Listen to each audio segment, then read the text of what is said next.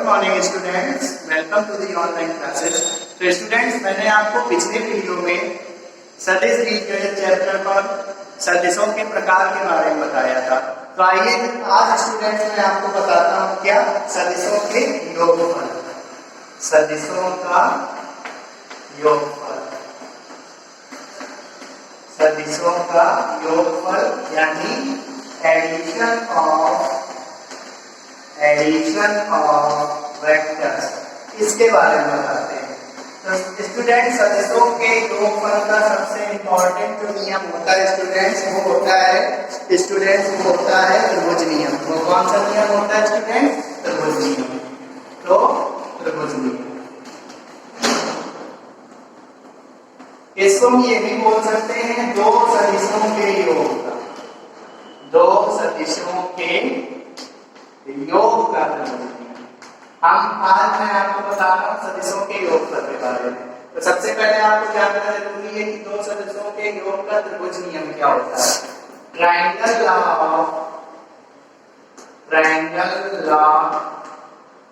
Of the addition of two vectors. तो students, पहले मैं आपको सिंपल तरीके से बताता हूँ, फिर इसकी परिभाषा में लिखूंगा। तो स्टूडेंट्स, हमें क्या करना है, दो सदिशों को जोड़ना है। दो सदिशों को जोड़ने में उनका जो परिणामी आता है यानी रिजल्टेंट आता है, वो जो रिजल्टेंट है वो कैसे आएगा, इसको मैंने नाम दिया है दो सदिशों के योग का त्रिभुज नियम। मतलब दो सदिशों को मैं किस तरीके से जोड़ूं कि जो परिणामी आ जाए वो एक त्रिभुज के नियम, मतलब दो सदिशों को जोड़ा जाए तो कैसे त्रिभुज का नियम काम करेगा। कैसे काम करेगा? सपोज करिए एक सदिश ये सदिश है वेक्टर ए, दो सदिश लेने, एक सदिश है वेक्टर ए, एक सदिश है वेक्टर बी। ये सदिश वेक्टर ए है, ये सदिश वेक्टर बी है। तो इन दोनों सदिशों को अगर हमें जोड़ना है स्टूडेंट, ध्यान से सुनिए, इन दोनों सदिशों को जोड़ना है तो आप पहले एक सदिश को ड्रॉ करिए। तो एक सदिश मैंने वेक्टर ए ड्रॉ किया। वेक्टर ए का ये क्या है, ये है टेल का मतलब प्रारंभिक बिंदु, और ये है अंतिम बिंदु। तो अगर इसको मैं नाम दूं वेक्टर ए बी, है ना, तो वेक्टर ए बी का स्थिति सदिश क्या हो गया, वेक्टर है।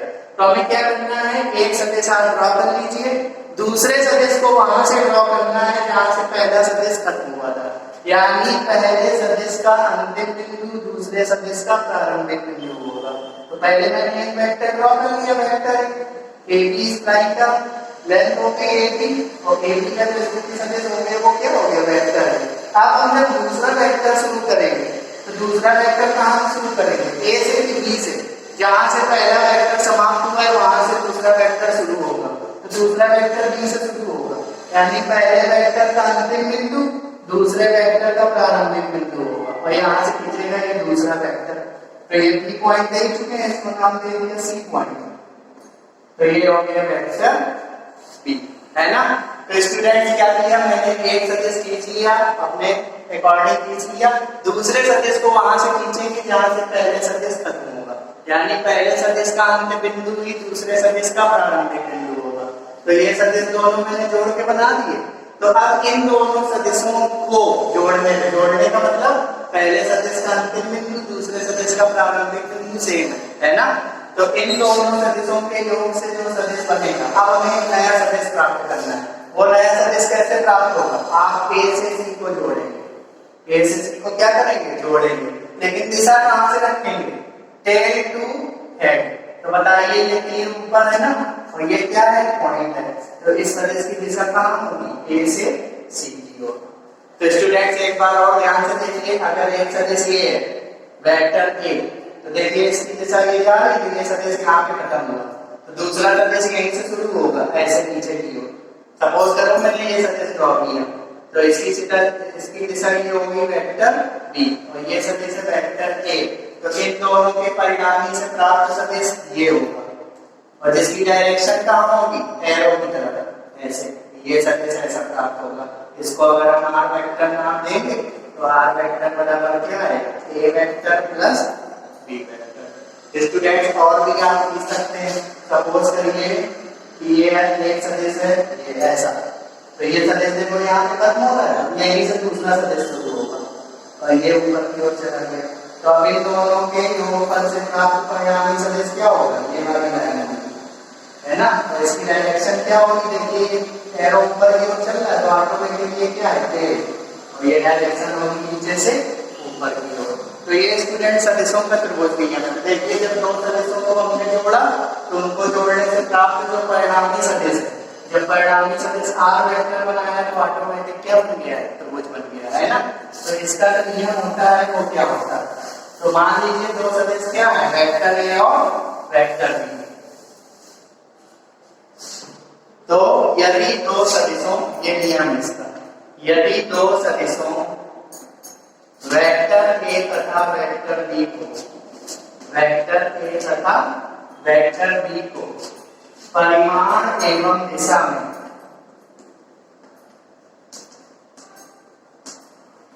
यदि दो सदिशों वेक्टर ए तथा वेक्टर बी को परिमाण एवं दिशा में किसी त्रिभुज की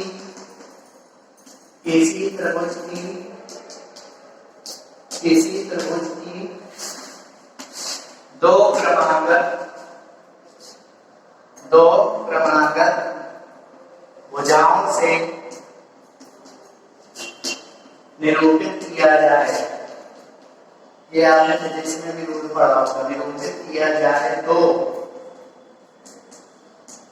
इन दोनों का योगफल, तो ए वेक्टर तथा बी वेक्टर का योगफल अर्थात ए वेक्टर और बी वेक्टर का योगफल यानी vector A plus vector B परिमाण तथा दिशा में, परिमाण तथा दिशा में उस त्रिभुज की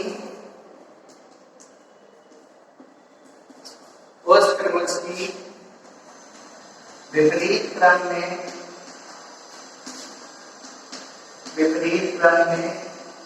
खींची गई भुजा के स्थिति सदिश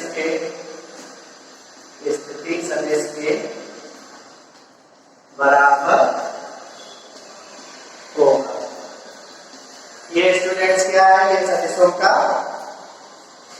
ये दो सदिशों के योग का त्रिभुज नियम है, यही सदिशों के योग का त्रिभुज नियम है, सदिशों के योग का कौन सा नियम है, त्रिभुज नियम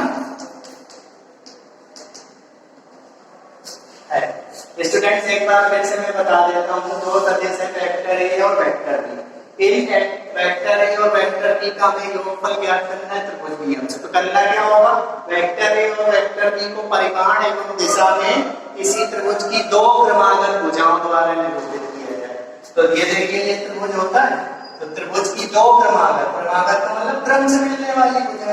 तो देखिए अगर ये भुजा को आप पहला वेक्टर ले लें तो दूसरा वेक्टर यहीं से शुरू होगा, अगर इस त्रिभुज की भुजा को पहला वेक्टर ले लें तो दूसरा वेक्टर यहीं से शुरू होगा। तो मैं क्या करूं, अगर मैं ये वेक्टर ले लूं, वेक्टर ए का मतलब ये नीचे की ओर, ये है वेक्टर ए, सदिश में दिशा होगी। तो अगर ये सदिश है वेक्टर ए, तो दूसरा सदिश इसी के एंड से शुरू होगा, यानी यहाँ से। तो ये वेक्टर है अगर वेक्टर ए, तो यहीं से दूसरा वेक्टर शुरू होगा, वेक्टर बी, और इन दोनों के योगफल से कौन सा सदिश प्राप्त होगा, जो इस त्रिभुज के जस्ट अपोजिट। तो बताइए इन दोनों भुजाओं के जस्ट अपोजिट में एक भुजा है और इस भुजा की डायरेक्शन क्या होगी, यहाँ से स्टार्ट हुआ था तो यहाँ पे खत्म होगा, है ना। देखिए ये दूसरा सदिश यहीं पे तो खत्म हो रहा है, तो इस सदिश की जो डायरेक्शन होगी वो क्या होगी, ऊपर से नीचे की ओर होगी। इसी को बोलेंगे क्या, आर वेक्टर, और जो आर वेक्टर होगा वो वेक्टर ए और वेक्टर बी के योगफल के बराबर होगा। तो वही चीज लिखिए, यदि दो सदिश वेक्टर ए तथा वेक्टर बी को परिमाण तथा दिशा में किसी त्रिभुज की दो क्रमागत भुजाओं से निरूपित करें तो दोनों का योगफल अर्थात vector A plus vector B उस त्रिभुज की विपरीत क्रम में खींची गई भुजा, तो देखिए विपरीत क्रम में तो खींची गई भुजा है, से के स्थिति सदिश के बराबर होगा। जैसे मैं कह दूं ये है वेक्टर ए, ये है वेक्टर ए, और यहीं से शुरू करना है आपको वेक्टर बी, तो इन इन दोनों को जोड़ेंगे तो ये लाइन निकलेगी और ये कहाँ पे आ रहा है, ये तीर आ रहा है और ये क्या है, एंटी पॉइंट इसकी डायरेक्शन ये होगी, ये आर वेक्टर होगा। आर वेक्टर बराबर क्या हो जाएगा स्टूडेंट्स इस केस में, A vector plus B vector. Students ये सदिशों का क्या योग, त्रिभुज नियम, दो सदिशों के योग का त्रिभुज नियम। इसकी बहुत ज्यादा जरूरत पड़ने वाली है। जैसे मैंने आपको कहा कि ये त्रिभुज PQR, ये त्रिभुज PQR, मैंने कहा PQ वेक्टर को सदिशों के योग के रूप में लिखिए। तो बताइए ये त्रिभुज है ना, तो ध्यान रखना है किसी भी त्रिभुज के किसी भी भुजा के स्थिति सदिश को अन्य दो भुजाओं के स्थिति सदिशों के योग के बराबर लिखा जा सकता है। एक बार मैं फिर रिपीट करता हूँ, किसी भी त्रिभुज में स्थित किसी भी भुजा का अगर आपको स्थिति सदिश निकालना है तो उस स्थिति सदिश को आप त्रिभुज के योग नियम द्वारा बड़े आसानी से निकाल सकते हैं। तो जैसे मुझे PQ का स्थिति सदिश निकालना है, PQ का मतलब डायरेक्शन है P से Q की ओर, P से Q की ओर, तो P से Q डायरेक्शन लगा दी। अब मुझे PQ का स्थिति सदिश निकालना है तो PQ को नहीं देखना है, तो PQ का स्थिति सदिश निकालना है, इसका स्टार्टिंग पॉइंट क्या है P और अंतिम बिंदु क्या है Q। तो आप क्या करेंगे, P से शुरू करेंगे और Q तक जाएंगे, लेकिन किस तरफ नहीं जाएंगे, इस तरफ PQ है तो दाईं तरफ घूमिए, तो एक बार P से R आएंगे और एक बार R से क्या आएंगे Q। तो PQ वेक्टर को क्या लिख सकते हैं, PR vector plus RQ vector, P से R फिर R से Q, ये सदिशों का त्रिभुज योग नियम हो गया। अगर मैं इसी में आपसे कहूं कि मुझे RQ वेक्टर लिख के दिखाइए इसी त्रिभुज में, तो इसी त्रिभुज में RQ का मतलब R से Q डायरेक्शन होगी, तो RQ का स्थिति सदिश अगर इस त्रिभुज में लिखना है तो त्रिभुज के योग नियम से कैसे लिखेंगे, RQ को ढक लिया, अब यहाँ नहीं चल रहा तो मुझे ऐसे घूम के आना है R से Q की ओर, तो R से Q की ओर कैसे आएंगे, पहले R से P फिर P से Q, तो इसको क्या लिखेंगे RP vector plus PQ vector. अगर एक त्रिभुज ये दिया है ABC और किसी ने आपसे पूछा बताइए CA वेक्टर को हम क्या लिख सकते हैं इस त्रिभुज में, CA वेक्टर, तो CA का मतलब दिशा C से A कर दीजिए, तो CA को आपको नहीं देखना है, यानी यहाँ पे आपको नहीं रहना, तो CA का मतलब ये पूरा पोर्शन आप हटा दीजिए, ये सोच के हट गया, तो C से A हट गया, तो अब C से A कैसे चलेगा, इस तरफ नहीं चलना है, इसका तो मुझे स्थिति सदिश बनाना है, यहाँ नहीं चलेगा, आप ऐसे घूमते हुए आएंगे, एक बार C से B एक बार B से A, तो CB vector plus BA vector. ये भी स्टूडेंट सदिशों के त्रिभुज योग नियम से हुआ है। और देखिए सदिशों के त्रिभुज योग नियम में एक चीज कॉमन है, देखिए अगर किसी सदिश का अंतिम बिंदु और दूसरे सदिश का प्रारंभिक बिंदु सेम हो, किसी सदिश का अंतिम बिंदु और दूसरे सदिश का प्रारंभिक बिंदु सेम हो, बीच में क्या लगा हो, प्लस का निशान। तो देखिए पहला सदिश मैंने AB वेक्टर लिया और दूसरा सदिश मैंने लिया BC वेक्टर, तो देखिए AB वेक्टर का अंतिम बिंदु क्या है B और BC वेक्टर का प्रारंभिक बिंदु क्या है B, है ना। तो यही तो मैं बोल रहा हूँ, अगर दो सदिशों में एक सदिश का अंतिम बिंदु तथा दूसरे सदिश का प्रारंभिक बिंदु सेम है और बीच में क्या लगा हो प्लस, तो समझ जाइए उसमें सदिशों का त्रिभुज योग नियम काम करेगा। क्या करेंगे, इसको शॉर्टकट देते हैं, B हटा देंगे, देखो प्रॉपर पॉइंट B हटा देंगे, सिर्फ लिखेंगे AC, तो AC वेक्टर। अगर कभी आपको सवाल में ऐसा लिखा मिल जाएगा PQ vector plus QS vector, तो देखिए इस सदिश का अंतिम बिंदु Q और इस सदिश का प्रारंभिक बिंदु Q दोनों बराबर है, बीच में लगा है प्लस, तो इन दोनों का योग PS वेक्टर हो जाएगा। ये शॉर्टकट बातें हैं जो आपको सदिशों के त्रिभुज योग नियम में सीखनी पड़ेगी। तो स्टूडेंट अब मैं आपको बताता हूँ अगला टॉपिक इसी का अगला टॉपिक क्या है, जब A तथा B के स्थिति सदिश दिए, जब A तथा B के स्थिति सदिश दिए गए हों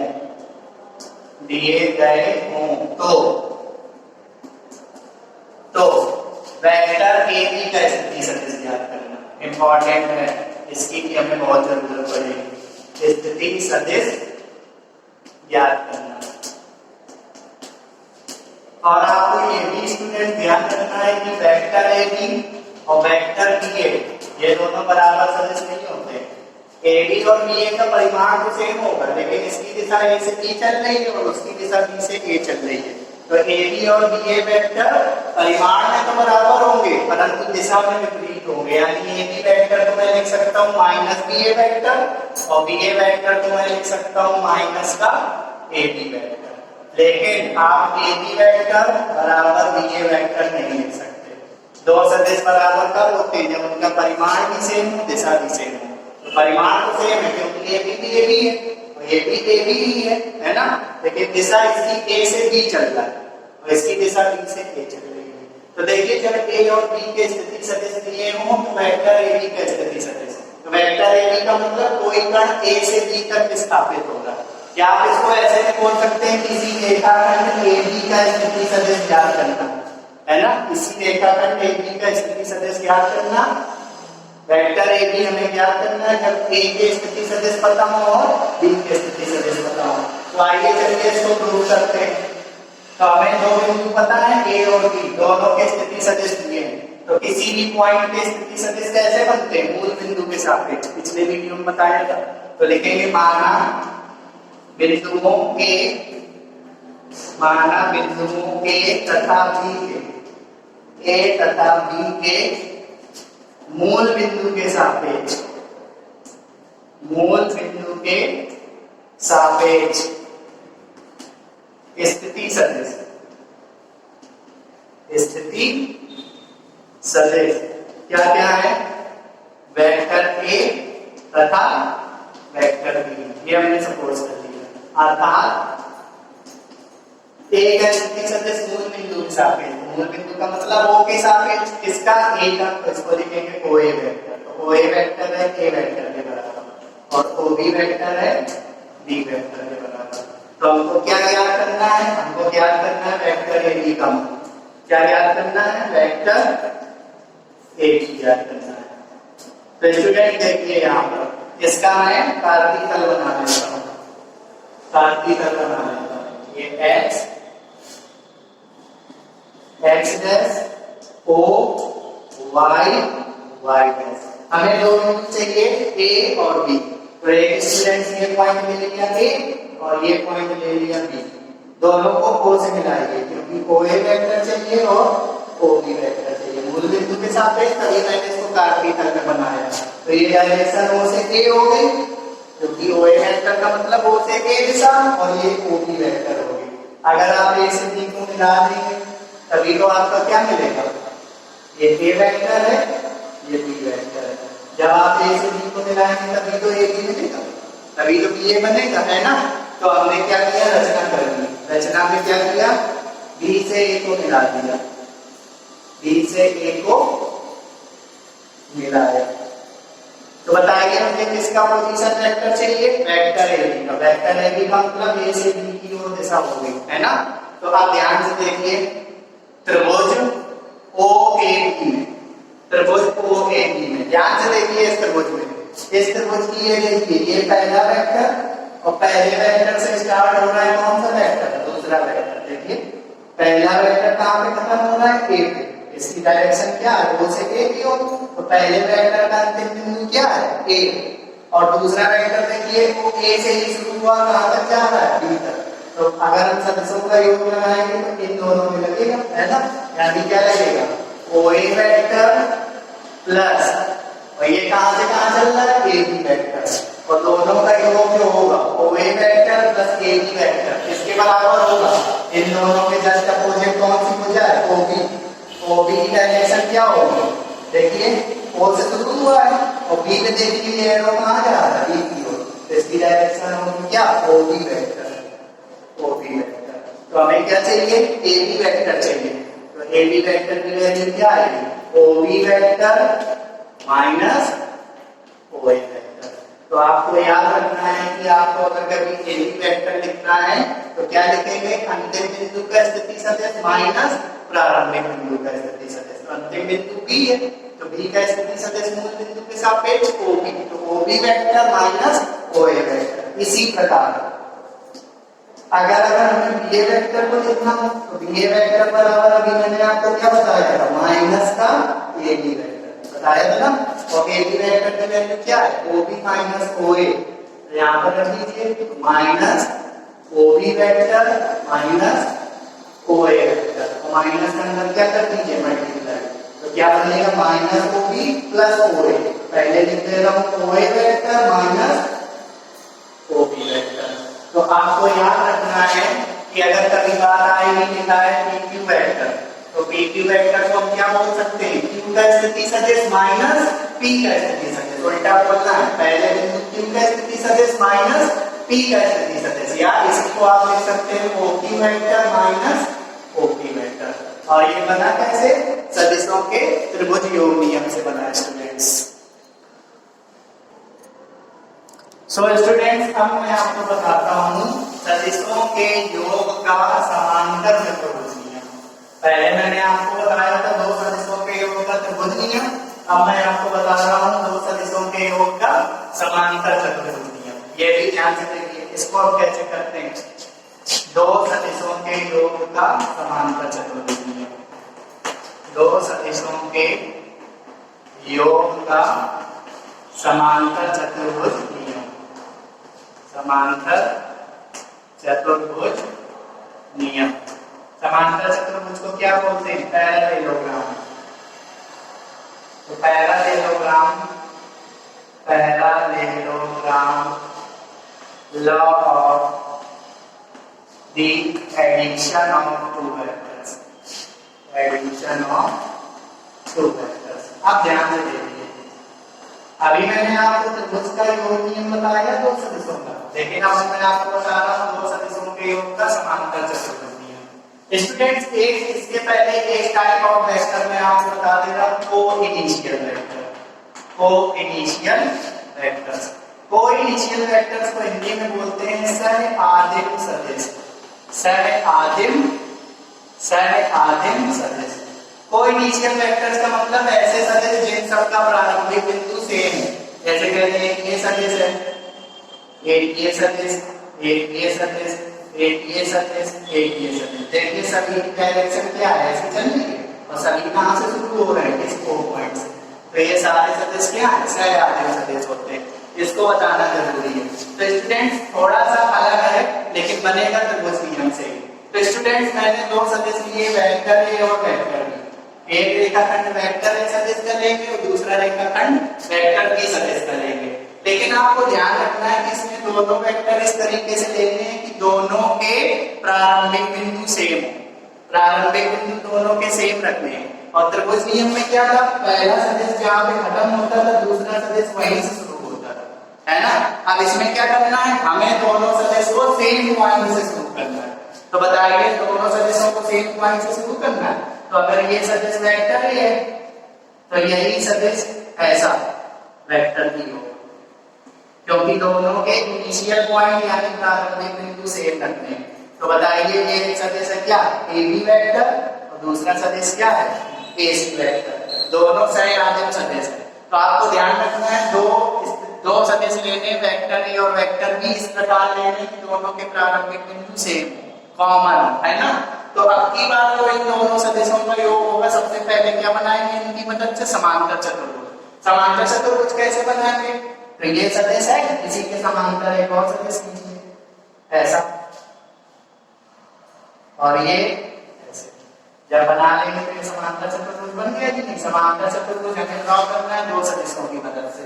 तो क्या लिखेंगे, माना ए बी वेक्टर बराबर ए वेक्टर तथा ए सी वेक्टर बराबर बी वेक्टर, दो कैसे सदिश हैं, सह-आदिम सदिश है। कैसे सदिश है, सह-आदिम मतलब को-इनिशियल लेना, सह-आदिम सदिश है ना। और इसकी मैंने और रचना कर ली। रचना क्या कर ली, एक यहां पे बी पॉइंट ले लीजिए, बिंदु बी तथा सी से, बिंदु बी तथा सी से किसके समांतर, ए सी, ये डायरेक्शन ए से बी और ये डायरेक्शन ए से सी। तो ए सी तथा ए बी, ए सी तथा ए सी वेक्टर तथा ए बी वेक्टर के समांतर कौन कौन से सदिश कीजिए, तो ए सी वेक्टर के समांतर बी डी वेक्टर है, तो बी डी वेक्टर तथा, और ए बी वेक्टर के समांतर कौन सा vector, C D vector, C D vector कीजिए। खींचे, है ना। तो स्टूडेंट ध्यान से देखिए, समांतर चतुर्भुज की आमने सामने की भुजाएं समांतर भी होती है, बराबर भी होती है। तो अगर इसका परिमाण क्या है, ये देखिए, ये दोनों आमने सामने भुजाएं हैं, तो ये समांतर भी होगी, बराबर भी होगी। अगर ये परिमाण वेक्टर भी है तो सॉरी ये सदिश भी क्या होगा, वेक्टर भी। अगर ये सदिश वेक्टर है तो ये सदिश भी क्या होगा, वेक्टर है। तो स्टूडेंट्स इसका नियम क्या होता है कि अगर मैं वेक्टर ए और वेक्टर बी को इस तरीके से जोड़ूं कि दोनों का प्रारंभिक बिंदु सेम हो, तो बताइए क्या ये वेक्टर ए और वेक्टर बी का प्रारंभिक बिंदु सेम है? नहीं। इसका तो देखिए, इसका प्रारंभिक बिंदु क्या है, ए, और इसका प्रारंभिक बिंदु क्या है, बी। हमें ऐसे दो वेक्टर चाहिए जो सेम प्रारंभिक बिंदु से बने। तो देखिए ये दोनों वेक्टर सेम प्रारंभिक बिंदु ए से बने, तो इस दिशा में इन दोनों का जो योग होगा वो क्या होगा, ए से गुजरने वाले विकर्ण। तो ए से गुजरने वाला विकर्ण क्या है, एडी। एडी विकर्ण के स्थिति सदिश के बराबर होगा स्टूडेंट्स। तो यानी ये जो एडी वेक्टर है वो किसके बराबर हो जाएगा, इन दोनों के योग के, ए वेक्टर प्लस बी वेक्टर। तो हम क्या लिखेंगे, दो सदिशों, ये समांतर चतुर्भुज का दो सदिशों के योग का समांतर चतुर्भुज नियम। दो सदिशों वेक्टर ए तथा वेक्टर बी के वेक्टर बी का परिमाण एवं दिशा, दो सदिशों वेक्टर ए तथा वेक्टर बी, तो दो सदिशों वेक्टर ए तथा वेक्टर बी को परिमाण तथा दिशा में समांतर चतुर्भुज की, इसमें त्रिभुज नहीं लिखेंगे, समांतर चतुर्भुज की दो क्रमागत भुजाओं से निरूपित करें, दो क्रमागत भुजाओं से निरूपित करें, से निरूपित करें। तो इनका योग ए और बी का योग, इनका योग अर्थात A vector plus B vector, इनके प्रारंभिक बिंदु। तो बताइए इन दोनों सदिशों वेक्टर ए और वेक्टर बी का प्रारंभिक बिंदु क्या है, ए। ये दोनों वेक्टर ए वेक्टर बी नहीं ले सकते क्योंकि इनके प्रारंभिक बिंदु सेम नहीं है। तो इन दोनों का अगर हम योग निकालेंगे, और ये समांतर चतुर्भुज की क्रम से मिलने वाली दो भुजाएं हैं, तो इन दोनों का योग इस कॉमन पॉइंट ए से होकर जाने वाले विकर्ण के स्थिति सदिश के बराबर होगा। प्रारंभिक बिंदु से होकर खींचे जाने वाले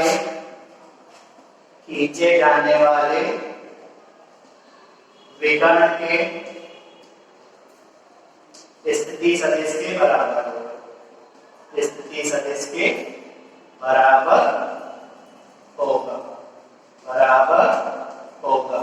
यही दो सदिशों के योग का समांतर चतुर्भुज नियम है। इसी को मैथमेटिकली देखें तो बताइए वेक्टर ए का ये क्या है, वेक्टर ए क्या है, वेक्टर ए किसका स्थिति सदिश है, वेक्टर ए बी का। तो वेक्टर ए बी प्लस, और इसका भी तो कॉमन पॉइंट, इसका भी प्रारंभिक बिंदु क्या है, ए।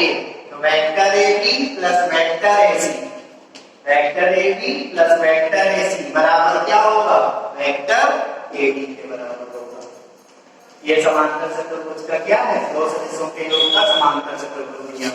तो स्टूडेंट्स आज की वीडियो में मैंने आपको सदिशों के योग पर आधारित त्रिभुज नियम एवं समांतर चतुर्भुज नियम एवं दो बिंदुओं से होकर जाने वाले रेखाखंड का स्थिति सदिश कैसे निकालते हैं इसके बारे में बताया।